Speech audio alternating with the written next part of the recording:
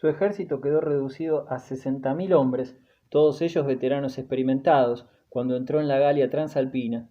Al pasar el Ródano, Aníbal recibió las primeras manifestaciones de hostilidad de los galos, quienes ignoraban que tales intrusos se dirigían a otro país. Aníbal solo pudo franquear el río gracias a una estratagema militar. Fue una suerte para los cartagineses poder pasar pronto el Ródano, ya que una flota romana acechaba cerca de Marsella, en la desembocadura del río. Apenas 4 días de camino separaban a Aníbal de esa flota puesta a las órdenes del cónsul Publio Cornelio Escipión, con el objeto de atacar a los cartagineses en España.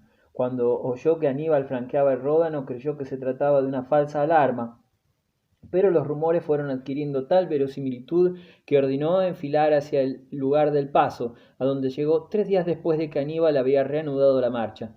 Escipión fue muy censurado por su actuación. Furioso por haberse dejado sorprender, cometió el grave error de enviar a su hermano Gneo rumbo a España, con el grueso del ejército, llevando consigo solo una parte. También podría preguntarse por qué Aníbal no esperó a Escipión unos días en las orillas del Ródano. Las tropas cartaginesas eran más numerosas y experimentadas que las del enemigo. No obstante, el otoño estaba muy avanzado. Una semana más y Aníbal no hubiera podido atravesar los Alpes aquel año, pues los pasos estaban a punto de cubrirse de nieve. Presuroso, el ejército de Aníbal empezó a escalar los Alpes al oeste de Turín. Hoy se estima que no erigió el pequeño San Bernardo, como se suponía antes, sino otro paso situado más al sur, cerca del monte Cenis. El paso de los Alpes. Las dificultades comenzaron desde los primeros contrafuertes. Los galos, aún no convencidos de que la expedición no fuera contra ellos, se emboscaban en las rocas y lugares más angostos de la ruta para atacar a la caballería y al bagaje del ejército. Aníbal, dice Polibio, tuvo muchas pérdidas, sobre todo caballos y otros animales, pues siendo el roquedal no solo estrecho, sino pedregoso y quebrado, al menor sobresalto muchos animales se despeñaban con su carga al abismo, que se abría a ambos lados del sendero. Aníbal comprendió que se arriesgaba a perder todo el impedimento y que quizás el mismo ejército había que decidirse, pues sin pérdida de tiempo. Al frente de un destacamento rápido se lanzó a una operación de limpieza en el lugar amenazado y sorprendió a los enemigos, matando a unos y dejando huir a otros. Esta victoria despertó tal temor en los galos que ya no lo molestaron más. Los cartagineses avanzaron sin contratiempos y alcanzaron las cimas más altas de los Alpes. Los montañeses temblaban de espanto ante los enormes elefantes que subían a las cumbres. Aníbal logró su objetivo tras 9 días de escalada. Asentó 2 días sus reales en la cima del collado para que hombres y animales pudieran reparar fuerzas y esperar a los rezagados, pero la nieve hizo su aparición. Los soldados, acostumbrados al cielo mediterráneo, se desalentaron ante la idea de los sufrimientos que aún les esperaban en estos paisajes solitarios y helados. Por fin alcanzaron un punto culminante, desde el cual pudieron contemplar la llanura del Po. Allí Aníbal detuvo sus tropas y pintó los placeres que les aguardaban en este rico país que se extendía al pie de la cordillera. El ejército comenzó el descenso con nuevo brío, pero sufrió tantas pérdidas como en la subida, pues, dice Polibio, el camino era estrecho y en pendiente, y el soldado no sabía dónde pisar por la mucha nieve que cubría el suelo. Quien se apartaba algo del camino caía en el precipicio. Sin embargo, los soldados, acostumbrados a ello desde tanto tiempo, resistieron con tesón estos trabajos. Mas cuando llegaron a cierto lugar tan angosto que ni caballos ni elefantes podían pasar, el ejército volvió otra vez a desanimarse. En efecto, un enorme aludo obstruía más de la mitad del camino. Se hicieron varios intentos para pasar por otro lugar más elevado, rodeando así el peligroso paso, pero todo fue en vano. Los cartagineses no podían elegir, tenían que cruzar aquella masa de nieve. En un día abrieron una senda por lo que pudieron seguir los caballos y animales de carga. Luego, con ayuda de los elefantes, ensancharon el boquete que los colosales y hambrientos brutos demoraron 3 días en pasar. Otros 3 días y el ejército entero se encontraría en la llanura. El viaje desde Cartagena había durado 5 meses, habiéndose empleado la última quincena de ellos en la travesía de los Alpes. El audaz generalísimo veía al fin realizados sus planes. Podría atacar a los romanos en el mismo suelo de Italia. Su voluntad de hierro le había permitido franquear los Alpes y ganarse un nombre en la historia, pero la hazaña costó sacrificios espantosos. Aníbal perdió quizás la mitad de sus efectivos desde el paso del Ródano hasta su llegada a Italia. El frío de la elevada cordillera no fue lo que arrebató mayor número de vidas humanas. Le quedaban a Aníbal unos 20.000 infantes y 6.000 jinetes cuando entró en el territorio romano. Una vez allí, contaba con pueblos amigos para completar sus filas. La guerra en las llanuras del Po. Los hombres de Aníbal tuvieron tiempo suficiente para reponer fuerzas antes de que Publio Escipión llegara al nuevo teatro de operaciones. Además, el cartaginés obligó a mucha gente del norte de la Galia Cisalpina a alistarse a sus órdenes. Escipión, al frente de un destacamento de caballería y arqueros, tomó contacto con la caballería de Aníbal cerca del río Tesino, en los alrededores de Vercelli. Númidas y bereberes, montados sobre caballos árabes rápidos y vigorosos, formaban una caballería ligera ideal. Los númidas eran para Aníbal lo que los cosacos para los zares en los siglos XVIII y XIX. Ambos jefes dirigían en persona sus grupos de reconocimiento. Escipión aceptó el desafío pese a la superioridad numérica de los cartagineses. La caballería pesada de Aníbal rechazó rápidamente a los romanos. Luego la caballería númida atacó por retaguardia y un flanco. Antes de que Aníbal cruzase el Po, Escipión, herido de gravedad, hubo de retirarse tras el río Trebia. Allí, apoyando su ala izquierda en los Apeninos y la derecha en el Po y en la fortaleza romana de Placentia, la actual Piacenza, ocupó una posición ventajosa. Escipión tuvo que dejar el mando por estar gravemente herido. Recurrió entonces a su genio militar para sacar a los romanos de su ventajosa posición. Dejó que la caballería enemiga triunfara en una pequeña escaramuza, y los romanos sintieran el deseo de mayores triunfos. El otro cónsul, Sempronio Longo, al frente de sus jinetes, ansiaba hacerse célebre antes de que finalizara su mandato. Unos días más tarde, la caballería enemiga, los cartagineses retrocedieron poco.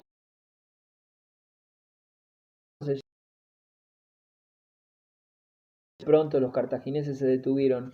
Los romanos se encontraban ya en el lugar escogido por Aníbal para trabar combate, precisamente frente a todo el ejército cartaginés, alineado en orden de batalla. Los romanos habrían sido aniquilados si el grueso de su ejército no los hubiera socorrido.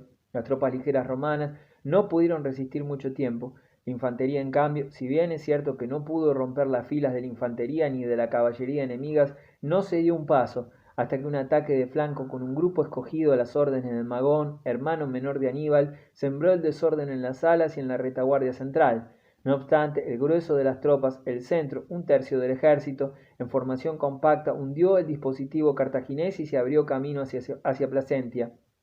Tras un combate suicida, los demás grupos intentaron en vano atravesar el río, fueron dispersados por las tropas ligeras cartaginesas o aplastados por los elefantes.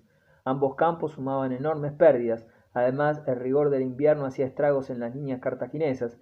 Tito Livio cuenta que los cartagineses sufrieron tanto por las inclemencias del tiempo que no tuvieron fuerzas para celebrar la victoria. De los elefantes trasladados por mar y tierra con tanto esfuerzo, solo uno sobrevivía. En compensación, el ejército de Aníbal recibió refuerzos celtas muy importantes. Desde la victoria cartaginesa, los galos se levantaron en masa contra los romanos y le pusieron a disposición unos 60.000 hombres. La batalla de Trebia había mostrado, sin embargo, la superioridad del legionario sobre el infante cartaginés.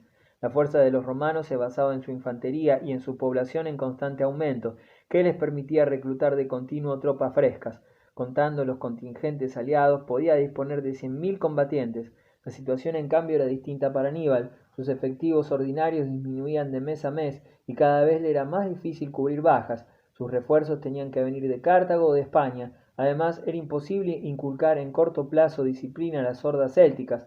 Los galos eran excelentes en el ataque, pero carentes de tenacidad, eran incapaces de resistir mucho tiempo y no servían para las maniobras tácticas ni soportaban largas caminatas. Lo único con que Aníbal era con su excelente caballería y desde luego con su ingenio táctico. Se veía en la necesidad de dar a la lucha un carácter dinámico y perseguir sin tregua al enemigo, pues los cartagineses, siendo menos, estaban perdidos y mantenían una guerra de posiciones. Aníbal creyó que podría forzar la solución si lograba separar a Roma de sus aliados, e hizo lo posible para traérselos. Encadenó a los prisioneros romanos y dio libertad a los prisioneros aliados de Roma, sin exigir rescate.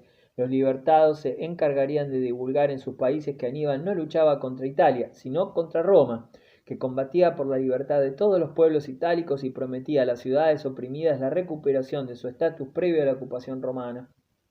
Aníbal pasa a los Apeninos, batalla del lago Trasimeno. Trebia fue para Roma una catástrofe comparable solo a la invasión gala de 173 años antes. Desde entonces Aníbal inspiró a los romanos tanto terror como antaño los galos, ahora unidos para colmo. Por doquier se oían funestos presagios. El pueblo estaba sumido en la mayor angustia. Aníbal dejó atrás Trebia, penetró en Italia central y llegó hasta Etruria, donde, desbordado el Arno por las lluvias, el ejército debió avanzar chapoteando durante 4 días. Para dormir, los soldados tuvieron que echar su impedimenta al agua o tenderse sobre los cadáveres de los caballos o animales de carga. Muchos soldados afectados por las fiebres cayeron para no levantarse. Los caballos murieron también por sed. Sobre el último elefante que quedaba sufrió una infección y perdió un ojo. Pese a todas las desgracias, Aníbal alcanzó su objetivo. Roma estaba amenazada por un peligro mortal. Para enfrentar a uno de los mayores genios militares del mundo, designó sin embargo a un hombre sin reputación de general, el cónsul Flaminio, político, especialista en cuestiones sociales. Cuando Tribuno se había opuesto al Senado y a los terratenientes, promulgando una excelente ley agraria para el bien del Estado, que repartía entre los campesinos romanos el extenso y fértil territorio situado al sur del Rubicón, casi deshabitado hasta entonces. Posteriormente, imperecedera estableciendo una impresionante red de calzadas, entre ellas la Vía Flaminia, que enlazó económica y militarmente la Galia cisalpina con Roma.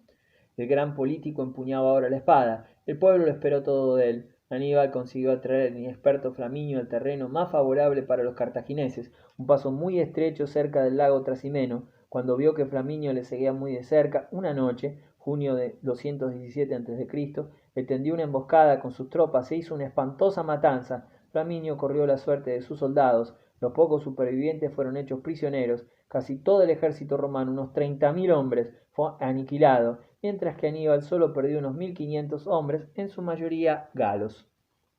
Fabio Cunctátor. Aníbal ya podía marchar sobre Roma cuando quisiera. Los romanos destruyeron los puentes sobre el Tíber y, no viendo otra solución, adoptaron una medida que permanecía arrumbada desde hacía 30 años. Eligieron un dictador. La elección recayó sobre un tal Fabio Máximo, hombre de edad, famoso por sus ponderadas decisiones. Aunque era querido por todos, Fabio era un aristócrata y lo demostraba. Nunca se había venido a preguntar cuál era la opinión del pueblo. Por su parte, Aníbal desplegó una estrategia muy cautelosa, hecho sorprendente en un militar tan inclinado a la ofensiva. A pesar de su gran victoria en el lago Trasimeno, no quiso atacar a Roma en el acto. Antes confiaba en poder aislar al adversario de sus aliados, destruyéndolo todo a su paso. Atravesó la Umbría en dirección a la Italia meridional, para demostrar a sus habitantes que Roma era incapaz de protegerlos. Con una mano los aporreaba, mientras tendía la otra ofreciéndoles su alianza. Irresistible con una típica astucia púnica, ello lo convirtió en uno de los más grandes capitanes de la historia. Pero nada pudo contra la solidaridad. Ningún aliado se asoció al invasor. Todos consideraban a Roma como su protectora natural contra los cartagineses y los galos. Como Pirro, Aníbal subestimó la cohesión del conglomerado romano y su capacidad de resistencia. En tiempos de Pirro todavía dolían las heridas causadas por la guerra contra Roma en regiones como el Samnio, pero transcurridos 60 años, otras generaciones regían la política en todas partes de Italia, y la gente joven, sobre todo, sentía amenazado su porvenir si Roma caía. El nuevo dictador contribuyó también a salvar a Roma con su inteligente y prudente manera de dirigir la guerra, determinado a evitar toda batalla campal, al contrario de lo que hiciera su predecesor Flaminio, forzando la situación a toda costa. Fabio Máximo se limitó a hostigar al enemigo con incesantes escaramuzas de menor cuantía, para agotarlo. Estas guerrillas permitieron a las tropas romanas recientemente reclutadas adquirir experiencia en tal género de lucha. Además, cada nuevo éxito aumentaría en los bisoños la confianza y la eficacia. Fabio ocupó en la campaña un paso obligado del ejército de Aníbal. Los cartagineses iban a encontrarse en una situación en que todo parecía predecir un buen desquite por la derrota de Trasimeno, pero Aníbal consiguió salir del mal paso. Ordenó a sus soldados buscar leña y hacer gavillas. Al llegar la noche, hizo atar los haces a los cuernos de unos 2.000 bueyes que formaban parte de su botín. Estos, con los asados hacia una de las cuestas que delimitaban el desfiladero, al mismo tiempo que los soldados golpeaban constantemente su escudo. El ejército romano, que custodiaba la salida del paso, al ver correr tantas antorchas a lo largo de la vertiente, creyó que los cartagineses escapaban por el monte y se precipitó a su encuentro. Cuando se descubrió su engaño, Aníbal había pasado al puerto